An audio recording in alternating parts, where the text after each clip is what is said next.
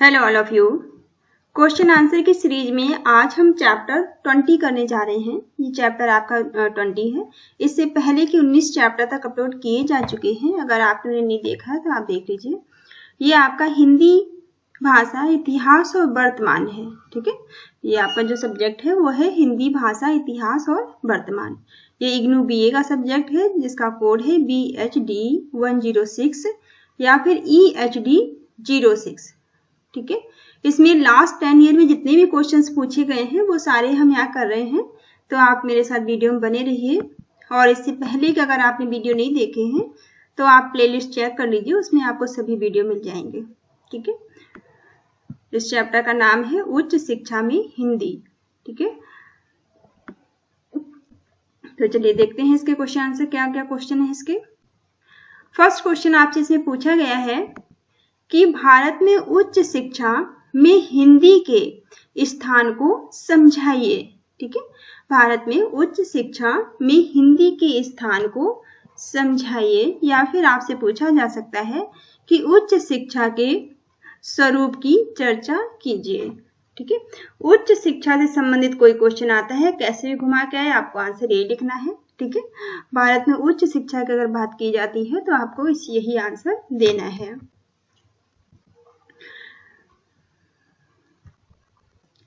आधुनिक भारत में उच्च शिक्षा का वर्तमान स्वरूप अंग्रेजी शासन की देन है। ठीक है, आधुनिक भारत में आप ध्यान देंगे कि ये लाइन आधुनिक भारत में उच्च शिक्षा का वर्तमान स्वरूप अंग्रेजी शासन की देन है। ठीक है, भारत में स्वतंत्रता पश्चात उच्च शिक्षा का विकास द्रुत गति से हुआ। ठीक है, भारत में जब देश हमारा आजाद हुआ, जब स्वतंत्र हुआ तो उस समय उच्च शिक्षा का विकास हुआ। वर्ष 1948 में विश्वविद्यालय आयोग डॉक्टर राधाकृष्णन की अध्यक्षता में की स्थापना की गई। ठीक है, 1948 में जो विश्वविद्यालय की स्थापना हुई थी, विश्वविद्यालय आयोग की स्थापना हुई थी, वो किसकी अध्यक्षता में की गई? डॉक्टर राधाकृष्णन की अध्यक्षता में इसकी स्थापना की गई। इस आयोग ने उच्च शिक्षा के विकास संबंधी विभिन्न पक्षों पर अपने सुझाव प्रस्तुत किए। इन्होंने अलग अलग सुझाव दिए थे कि उच्च शिक्षा को कैसे बेहतर बनाया जा सकता है। विश्वविद्यालय में स्कूली शिक्षा में त्रिभाषा सूत्र की तरह अनिवार्य विषय के रूप में भाषाएं नहीं पढ़ाई जाती हैं, फिर भी कई पाठ्यक्रमों में भाषा के सामान्य ज्ञान को आधार के रूप में शामिल किया जाता है। अर्थात लगभग सभी विश्वविद्यालयों में हिंदी, अंग्रेजी, प्रादेशिक भाषा आदि किन्हीं भाषाओं को अनिवार्य विषय के रूप में इसे आम तौर पर सामान्य अंग्रेजी, सामान्य हिंदी आदि नाम से स्नातक स्तर पर पाठ्यक्रम में शामिल किया जाता है। आपको पता होगा जब आप हायर स्टडी करते हैं तो आपको हिंदी और अंग्रेजी दोनों में ऑप्शन मिलते हैं। आप अपने स्टडी को हिंदी में भी जारी रख सकते हैं और इंग्लिश में भी। ठीक है, विश्वविद्यालय में स्नातक स्तर तक मुख्य रूप से विभिन्न विषय पढ़ाए जाते हैं, जैसे वाणिज्य, इतिहास, गणित, विज्ञान, अर्थशास्त्र, राजनीति विज्ञान आदि। इसी तरह विश्वविद्यालयों में विषय के रूप में भाषाओं को भी सम्मिलित किया जाता है। ठीक है, आप विश्वविद्यालय स्तर पर अलग अलग भाषाएं भी सीख सकते हैं। जैसे कई छात्र चाहें तो स्नातक स्तर पर हिंदी, संस्कृत या अंग्रेजी भाषाओं को विषय के रूप में पढ़ सकते हैं। भारत में हिंदी भाषा को सामान्य और विशेष विषयों के रूप में देश के विभिन्न विश्वविद्यालयों में पढ़ाया जाता है।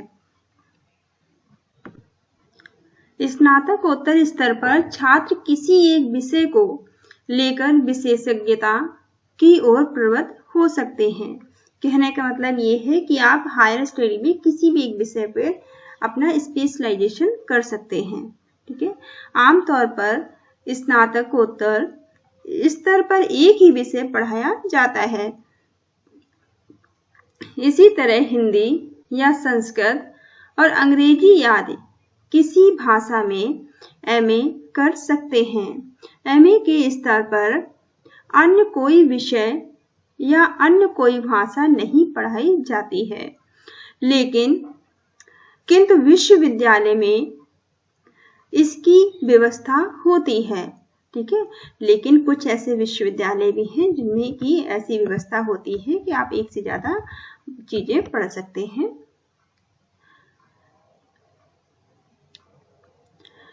पाठ्यक्रम में ही एक से अधिक विषयों को स्थान दिया जाता है। ठीक है, एक ही पाठ्यक्रम में एक से अधिक विषयों को, एक से अधिक सब्जेक्ट को स्थान दिया जाता है। जैसे हिंदी में उच्च अध्ययन करने वाले छात्रों की आवश्यकताओं को ध्यान में रखते हुए कई विश्वविद्यालयों में हिंदी एमए के पाठ्यक्रम में अनिवार्य ऐच्छिक विषय के रूप में संस्कृत या उर्दू, हिंदी या स्थानीय भाषा का पाठ्यक्रम शामिल किया जाता है। इधर कुछ विश्वविद्यालय में, विशेषकर महात्मा गांधी अंतरराष्ट्रीय हिंदी विश्वविद्यालय वर्धा में एमए हिंदी अनुवाद प्रौद्योगिकी तथा एमए हिंदी भाषा प्रौद्योगिकी पाठ्यक्रम चलाया जा रहा है, जो अन्य विश्वविद्यालयों में एमए के पाठ्यक्रमों से काफी अलग है। अनुवाद प्रौद्योगिकी वाले विश्वविद्यालय में या वहाँ का जो पाठ्यक्रम है उसमें प्रौद्योगिकी के क्षेत्र में अनुवाद के मशीनी अनुवाद आदि के बारे में अध्ययन कराया जाता है, जबकि भाषा औद्योगिकी में भाषा वैज्ञानिक विशेषकर विश्लेषण की भूमिका पर विशेष बल दिया जाता है। विश्वविद्यालयों में भाषा पढ़ाने के संदर्भ में विशिष्ट पाठ्यक्रम चलाया जाता है, जिन्हें बीए, एमए में शामिल नहीं किया जा सकता है। जैसे कई व्यक्ति जर्मन, फ्रेंच, स्पेनिश, चीनी, जापानी, रूसी आदि कोई विदेशी भाषा पढ़ना चाहते हैं। उसे पाठ्यक्रम में इन भाषाओं के पढ़ाने का अवसर न मिले तो अतिरिक्त अवसर के रूप में अलग पाठ्यक्रम के तौर पर इन भाषाओं को पढ़ाने की व्यवस्था की जाती है। इस तरह कई विश्वविद्यालयों में भाषाओं में प्रमाण पत्र आदि दिए जाते हैं। प्रमाण पत्र या डिप्लोमा आदि पाठ्यक्रमों की व्यवस्था होती है। कहने का मतलब ये है कि जो भी विश्वविद्यालय में आपको लैंग्वेज पढ़ाई जा रही है, जो भी भाषा पढ़ाई जा रही है, इनके अतिरिक्त अगर आप कोई विदेशी भाषा सीखना चाहते हैं तो अगर वहाँ पर उसकी आपके पाठ्यक्रम में वो शामिल नहीं है तो अलग से उसकी व्यवस्था है कि अलग से आप डिप्लोमा या डिग्री के रूप में, प्रमाण पत्र के रूप में आप उसे सीख सकते हैं, जिसका आपको प्रमाण पत्र मिलेगा या फिर डिप्लोमा मिलेगा। ठीक है, दूसरी विदेशी लैंग्वेज को सीखने का। भारत में कई छात्र त्रिभाषा सूत्र की सीमाओं के कारण हिंदी भाषा पढ़ नहीं पाते और वे उच्च शिक्षा के दौरान या शिक्षा की समाप्ति के बाद भी हिंदी में रुचि के कारण पढ़ना चाहते हैं। ऐसे लोगों के लिए कई विश्वविद्यालय में हिंदी में प्रमाण पत्र, डिप्लोमा आदि पाठ्यक्रमों की व्यवस्था है। भारतीय संविधान के अंतर्गत हिंदी इस देश की राजभाषा है। ठीक है, आप सभी जानते होंगे कि हिंदी हमारी राजभाषा है। यहाँ पे थोड़ा सा पीडीएफ लाइट है तो मैं पढ़ के बता रही हूँ, समझ लीजिए। और इस भाषा के माध्यम से सरकारी और वाणिज्यिक क्षेत्रों में कार्य करने की संभावनाएं बढ़ी हैं। कई लोग कार्यालयों, बैंकों आदि में हिंदी के प्रयोग के लिए प्रशिक्षण प्राप्त करना चाहते हैं। हिंदी में पत्रकारिता और जनसंचार का क्षेत्र व्यापक हो रहा है। ठीक है, आपको पता होगा कि पत्रकारिता और समाचार के क्षेत्र में हिंदी का कितना महत्व है और हिंदी के माध्यम से ही इस क्षेत्र में कार्य करने वालों के लिए भी परीक्षण की आवश्यकता है। इस बहुभाषी देश में हमें अनुवादों की भी अत्यधिक आवश्यकता होती है। ऐसे क्षेत्रों में काम करने के इच्छुक व्यक्तियों के लिए विश्वविद्यालय अनुवाद, पत्रकारिता, जनसंचार आदि में प्रमाण पत्र, डिप्लोमा आदि पाठ्यक्रम आयोजित करते हैं। कुछ लोगों की रुचि भाषा विज्ञान या अनुप्रयुक्त हिंदी भाषा विज्ञान में होती है। अलग अलग लोगों की रुचि होती है, उस तरह से वो चीजें सीखना चाहते हैं।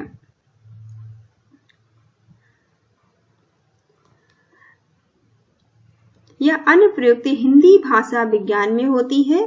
जैसे कि आपका बताया गया है कि आप अपनी रुचि के अनुसार आप सब्जेक्ट अपना ले सकते हैं या कोई भी भाषा सीख सकते हैं।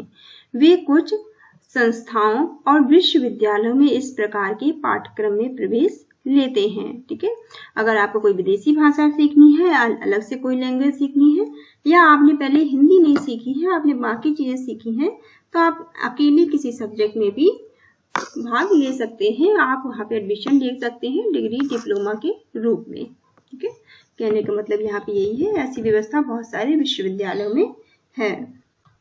नेक्स्ट क्वेश्चन है आपका सेकंड क्वेश्चन।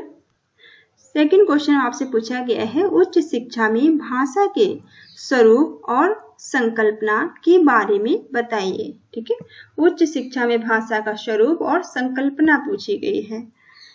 यह आपसे पूछा जा सकता है कि विदेशों में उच्च शिक्षा में भाषा के अध्ययन के बारे में चर्चा कीजिए। ठीक है, कैसे भी क्वेश्चन आ सकता है, आंसर इसका यही होगा।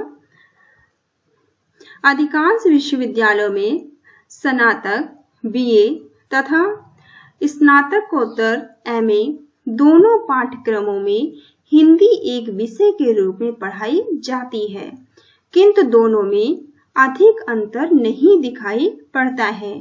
हिंदी काव्य, हिंदी गद्य, भक्ति साहित्य, आधुनिक साहित्य, साहित्य का इतिहास, काव्य शास्त्र, हिंदी शीर्षक लगभग समान रूप से दोनों में दिखाई पड़ते हैं। इनमें अंतर मात्र इतना होता है कि एमए स्तर पर कुछ विकल्प अधिक मिलते हैं।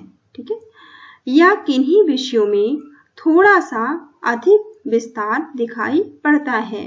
अगर हम यह मानकर चलें कि बीए स्तर पर छात्र साहित्य का अध्ययन कर चुका है, तो एमए स्तर पर सिर्फ उसे विस्तार देना ही पर्याप्त नहीं है।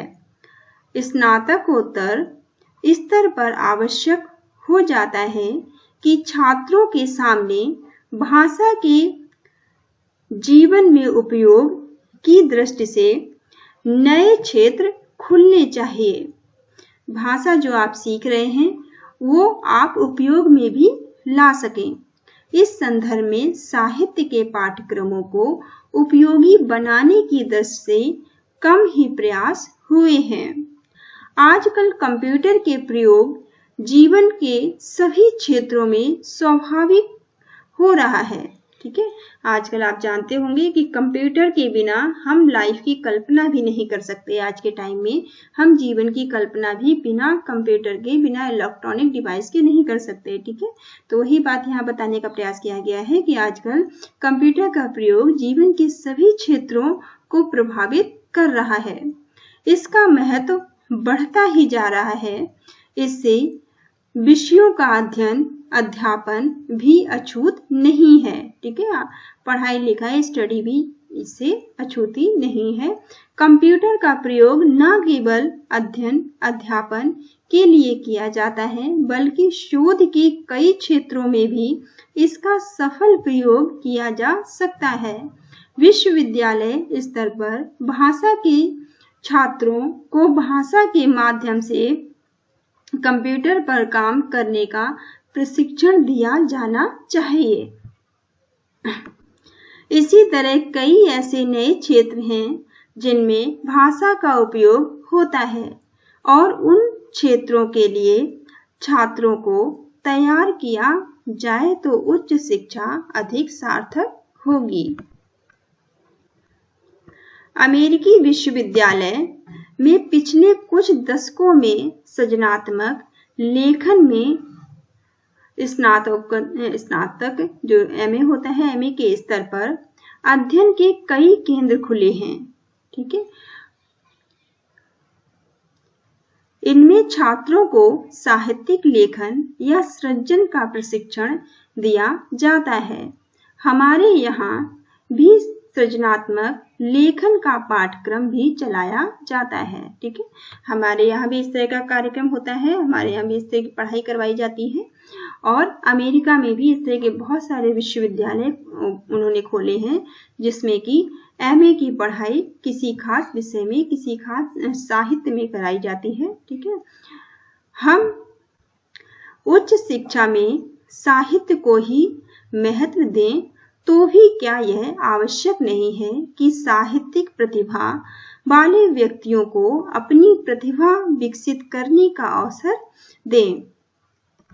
भारत के विश्वविद्यालयों में उच्च शिक्षा में यानी स्नातकोत्तर स्तर पर भी भाषा के पाठ्यक्रमों में साहित्य का परंपरागत अध्ययन कराया जाता है, जबकि साहित्य अध्ययन के लिए आवश्यक होगा कि हम साहित्य के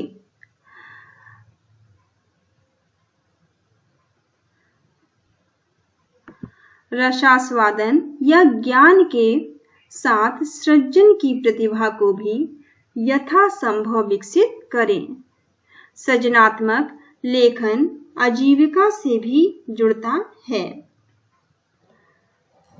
किसी भी विकसित समाज में हमेशा ऐसे प्रशिक्षण लेखकों की आवश्यकता पड़ती है जो थिएटर, रेडियो, टीवी के लिए स्क्रिप्ट लिख सकें, पत्रिकाओं के लिए लेख याद लिख सकें, अन्य संस्थाओं के लिए विज्ञापन तैयार कर सकें आदि। इसी प्रकार का एक प्रमाण पत्र पाठ्यक्रम इंदिरा गांधी राष्ट्रीय मुक्त विश्वविद्यालय में सृजनात्मक लेखन के संदर्भ में चलाया जा रहा है। जनसंचार के बढ़ते प्रभाव के लिए अनेक पाठ्यक्रमों के लिए स्क्रिप्ट लेखकों की आवश्यकता हो सकती है। ऐसी स्थिति के लिए भी विशेष पाठ्यक्रम की आवश्यकता होती है। इसी तरह इंग्लैंड में स्नातकोत्तर स्तर पर सामान्य भाषा के पाठ्यक्रम अंग्रेजी में एमए जैसे पाठ्यक्रम आदि नहीं चलते। यही माना जाता है कि स्नातक स्तर पर छात्र भाषा के पाठ्यक्रम में साहित्य और आलोचना के स्तर पर परिचित हो जाता है। ठीक है, यही माना जाता है कि स्नातक स्तर पर स्नातक की जब पढ़ाई छात्र कर रहा है तो उस भाषा के पाठ्यक्रम में साहित्यिक और आलोचना के स्वरूप से वो परिचित हो जाता है। वह आगे स्वयं इस कौशल का आवश्यकता अनुसार विस्तार कर सकता है। इसी कारण एमए में पुनः उन्हीं बातों को नहीं दोहराया जाता जो बीए स्तर पर छात्र पढ़ चुका है। स्नातकोत्तर स्तर पर विशिष्ट पाठ्यक्रम चलाए जाते हैं जो उपयोगी हो और उन क्षेत्रों में विशेषज्ञता विकसित करने का प्रयत्न करे। इस तरह इंग्लैंड में विदेशी भाषा के रूप में अंग्रेजी शिक्षण में MA का पाठ्यक्रम चलाया जाता है या साहित्यिक या भाषा परक शोध पाठ्यक्रम चलाए जाते हैं। हमें भी अपने देश में इस बारे में सोचना चाहिए कि हम उच्च शिक्षा में पाठ्यक्रमों को अधिक सार्थक बनाएं। इस संदर्भ में विश्वविद्यालय अनुदान आयोग ने पत्रकारिता, अनुवाद, भाषा शिक्षण, प्रयोजनमूलक हिंदी, कंप्यूटर आदि क्षेत्रों में उच्च शिक्षा के संदर्भ में नए पाठ्यक्रमों की रूपरेखा प्रस्तुत की है, लेकिन ये पाठ्यक्रम सामान्यतः MA और BA के पाठ्यक्रमों से बाहर है। ये विशेष प्रकार के प्रमाण पत्र या डिप्लोमा पाठ्यक्रम हैं। आज हमारे देश में कुछ विश्वविद्यालयों में पत्रकारिता और जनसंचार जैसे प्रयोजनमूलक हिंदी, हिंदी भाषा शिक्षण आदि में पाठ्यक्रम चलाए जा रहे हैं।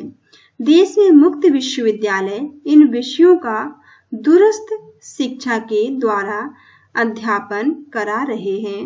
विदेशों में विभिन्न रोजगार परक पाठ्यक्रमों के ऑनलाइन अध्ययन की भी सुविधा उपलब्ध है। ऐसी सुविधा भारतीय विश्वविद्यालयों में भी उपलब्ध कराई जानी चाहिए, जिससे कि भारतीय छात्रों की ऑनलाइन अध्ययन की सुविधा का लाभ उठा सकें। हिंदी भाषा को विदेशी भाषा के रूप में पढ़ाने के लिए भी ऐसे पाठ्यक्रम उपयोगी हो सकते हैं। ठीक है, तो कहने का मतलब ये है कि विदेशों में बहुत सारी डिग्रियां, डिप्लोमा ऑनलाइन पढ़ाई के माध्यम से उपलब्ध हैं। ऑनलाइन पढ़ के भी आप डिग्री और डिप्लोमा ले सकते हैं, जो कि हमारे यहाँ भी होने चाहिए। और आज के टाइम में अगर आप देखें तो बहुत सारी पढ़ाई ऐसी है जो कि हमारे यहाँ भी ऑनलाइन हो रही है। अगर आप एडमिशन लेते हैं तो आप ऑनलाइन पूरी स्टडी कर सकते हैं। आपको बाकायदा पूरा सिलेबस और लेक्चर उपलब्ध कराए जाएंगे। ठीक है, नेक्स्ट थर्ड क्वेश्चन है इसमें, भाषा शिक्षण की प्रयोजन परक दृष्टि क्या होनी चाहिए, इस पे आपको प्रकाश डालना है। ठीक है, फिर से आप क्वेश्चन समझिए एक बार। क्वेश्चन आप जरूर अच्छे से समझिएगा ताकि उससे रिलेटेड जो कुछ भी क्वेश्चन आए तो आप उसका आंसर कर सकें। भाषा शिक्षण की प्रयोजन परक दृष्टि क्या होनी चाहिए, ठीक है, इसके बारे में आपको बताना है। तो इसका आंसर है, समाज में भाषा की अनेक भूमिकाएं देखने को मिलती हैं। भाषा एक सामाजिक व्यवस्था है। इन भूमिकाओं के निर्वाह के लिए हमें भाषा को विकसित करना और इस दिशा में काम करने के लिए हमें व्यक्तियों को प्रशिक्षित करना होता है। हाँ, पहले हिंदी केवल साहित्यिक भाषा के रूप में पढ़ाई जाती थी। यही उसका मुख्य प्रयोजन था। स्वतंत्रता प्राप्ति के बाद यह राजभाषा बनी, शिक्षा की भाषा बनी। इस भाषा के माध्यम से वाणिज्यिक, व्यापार, पत्रकारिता, जनसंचार आदि विविध क्षेत्रों में कार्य होने लगा। इन सब क्षेत्रों में भाषा के महत्व को पहचान कर उसको विकसित करना समाज का दायित्व है। इसे ही भाषा शिक्षण का प्रयोजनपरक दृष्टिकोण कहा जाता है। भारत में उच्च शिक्षा के क्षेत्र में भाषाएं जिस रूप में पढ़ाई जाती हैं, उसमें केवल साहित्य के अध्ययन, अध्यापन की ही दृष्टि दिखाई पड़ती है। इस समय साहित्य के अध्ययन के उपरांत व्यक्ति के सामने आजीविका के सीमित क्षेत्र उपलब्ध हैं। वह आगे चलकर लेखन कार्य में प्रवृत्त हो सकता है। लेखन में विशेषकर सृजनात्मक लेखन में छात्रों को प्रशिक्षित करने का कोई सुनिश्चित कार्यक्रम विश्वविद्यालयों में उपलब्ध नहीं है। दूसरा क्षेत्र अध्यापन का है। यानी जिस तरह के पाठ्यक्रमों से लोग परिचित हुए हैं उसी तरह के पाठ्यक्रमों का वे आगे अध्ययन करेंगे। इस कारण अध्ययन का क्षेत्र लक्ष्य की दृष्टि से व्यक्ति को और सीमित कर देता है।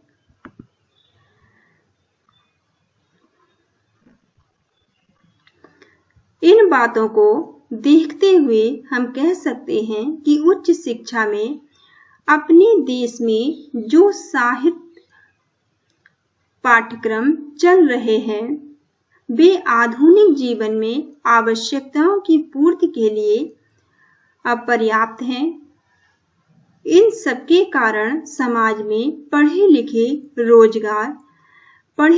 बेरोजगार व्यक्तियों की संख्या बढ़ती जा रही है। ठीक है, आपको भी थोड़ी भी नॉलेज होगी तो आप जानते होंगे कि जो हमारे यहाँ पढ़े लिखे जो युवा हैं वो भी बेरोजगार हैं, उन्हें भी अच्छा रोजगार नहीं मिल रहा है। ठीक है, तो यही यहाँ पे बताने का प्रयास किया गया है कि जो हमारे यहाँ की पढ़ाई है वो पढ़ने के बाद भी युवाओं को अच्छा रोजगार दिलाने में सक्षम नहीं है। ठीक है,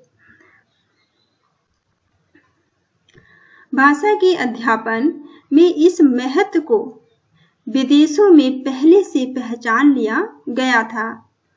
इस समय हम किसी भी पुस्तकालय में अंग्रेजी शिक्षण से संबंधित ग्रंथों को देखते हैं जो हमें पता चलता है कि commercial English, official English, technical English नाम की कई किताबें देखने में मिलती हैं। ठीक है, बहुत सारी इंग्लिश की किताबें हमें देखने को मिलती हैं। किसी लाइब्रेरी में, पुस्तकालय में अगर हम जाकर देखें जिसमें कॉमर्शियल इंग्लिश आ जाती है, ऑफिशियल इंग्लिश, टेक्निकल इंग्लिश के नाम से किताबें उपलब्ध होती हैं। टेक्निकल इंग्लिश वह क्षेत्र है जहां विज्ञान में अंग्रेजी भाषा के प्रयोग की चर्चा की जाती है। ऑफिशियल इंग्लिश का तात्पर्य राजभाषा के रूप में प्रयुक्त होने वाली अंग्रेजी भाषा से है। ऐसे विशेष पाठ्यक्रमों की भाषा को अध्यापन के साथ इस तरह जोड़ा जाता है कि भाषा सीखने वाला अपने क्षेत्र में प्रयुक्त भाषा से परिचित होता जाता है, जिससे कि वह भाषा सीखने के बाद तुरंत अपने क्षेत्र में भाषा के माध्यम से काम करना शुरू कर दे।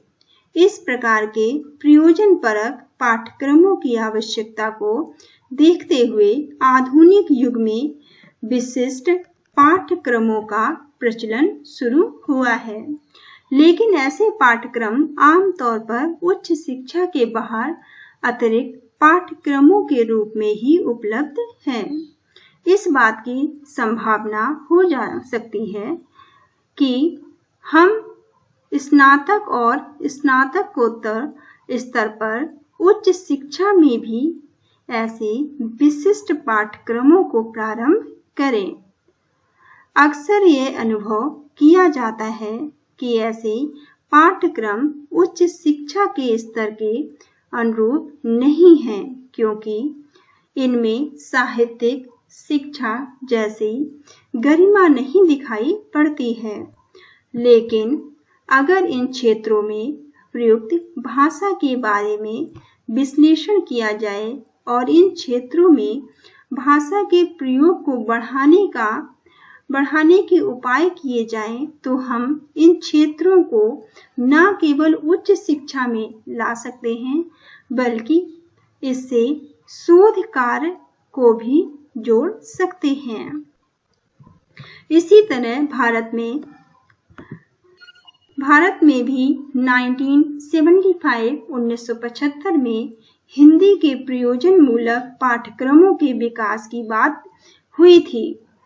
साहित्यिक परक पाठ्यक्रमों के समान भाषा परक पाठ्यक्रमों के विकास पर बल दिया गया। इस क्षेत्र में कार्यालयी हिंदी, बैंकिंग हिंदी, तकनीकी हिंदी, चिकित्सा हिंदी आदि कई प्रकार के प्रयोजन मूलक पाठ्यक्रमों के लिए मार्ग प्रशस्त हुए। विश्वविद्यालय अनुदान आयोग ने भी एमए हिंदी में प्रयोजनमूलक पाठ्यक्रमों को पाठ्यक्रम का अंग बनाने का निर्देश दिया। तदनुसार देश के कई विश्वविद्यालय में एमए हिंदी पाठ्यक्रम में अनुवाद, कार्यालयी हिंदी, पत्रकारिता आदि को स्थान मिला। 1990 के दशक में कंप्यूटर का अत्यधिक विकास हुआ। ठीक है, 1990 के दशक में कंप्यूटर का काफी विकास हुआ था। भाषा विज्ञान के पाठ्यक्रम के अंतर्गत संगणक भाषा विज्ञान के महत्व को देखते हुए विश्वविद्यालय अनुदान आयोग ने कई विश्वविद्यालयों को पाठ्यक्रम चलाने के लिए दिशा निर्देश दिए, किंतु किन्हीं कारणों से पाठ्यक्रम प्रारंभ नहीं हो पाया। अन्य रोजगार परक पाठ्यक्रमों की दिशा में ऐसे कई विश्वविद्यालय संस्थाओं, ऐच्छिक हिंदी संस्थाओं ने काफी कार्य किया। पत्रकारिता और जनसंचार के लिए तो स्वतंत्र विश्वविद्यालय भी स्थापित हो गए हैं, जैसे माखनलाल चतुर्वेदी पत्रकारिता विश्वविद्यालय भोपाल। अनुवाद, पत्रकारिता आदि प्रयोजनमूलक पक्षों पर प्रमाण पत्र और डिप्लोमा पाठ्यक्रम भी चलाए जाते हैं, जिससे कि लोग अपने को इन आजीविका के क्षेत्रों के लिए तैयार कर सकें। ठीक है, तो ये क्वेश्चन यहाँ पे आपका थर्ड क्वेश्चन खत्म होता है। नेक्स्ट आपका फोर्थ क्वेश्चन है। ठीक है, तो यहाँ से फोर्थ क्वेश्चन हम नेक्स्ट वीडियो में कर लेंगे, क्योंकि ये वीडियो आपका आधे घंटे का हो गया है। ठीक है, तो यहाँ से हम फोर्थ क्वेश्चन नेक्स्ट वीडियो में करेंगे। Thank you all of you, thank you for watching.